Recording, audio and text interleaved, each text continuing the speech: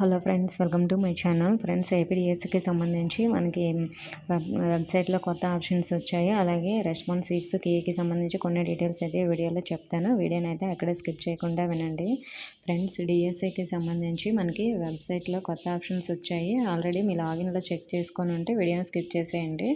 ఇప్పుడు మనకి కీ అనేది రిలీజ్ అయిందని చెప్పాను కదా, అదేమిటంటే మైనర్ మాధ్యమ పరీక్షల ప్రాథమిక కీ అనేది మనకి రిలీజ్ అయింది. ఆల్రెడీ వెబ్సైట్లో పెట్టారండి.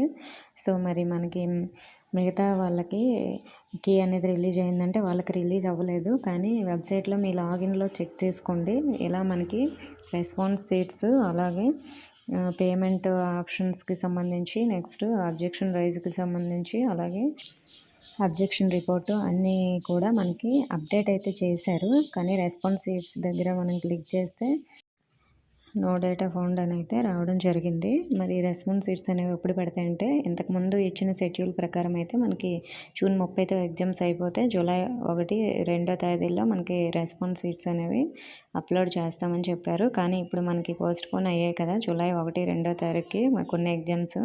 సో మరి ఆ ఎగ్జామ్స్ అయిపోయిన తర్వాత ఆ నెక్స్ట్ డే కానీ మనకి రెస్పాన్స్ షీట్స్ అనేవి పెడతారు. కానీ మనకి వెబ్సైట్లో అప్డేట్ చేశారంటే ఈలోపే ముందుగా జరిగిన ఎగ్జామ్స్కి పెట్టచ్చు అని అనుకుంటున్నాను. ఈలోపు మనకి దానికి సంబంధించిన అప్డేట్ వస్తే నేను వీడియో చేస్తాను. సో మరి మీ లాగిన్లో అయితే చెక్ చేసుకోండి. ఇంకా ఏమైనా డౌట్స్ ఉంటే కామెంట్ చేయండి. ఇన్ఫర్మేషన్ ఇస్తే వీడియోని లైక్ చేసి మీ ఫ్రెండ్స్కి షేర్ చేయండి. మన ఛానల్ సబ్స్క్రైబ్ చేసుకుని థ్యాంక్ యూ ఫర్ వాచింగ్.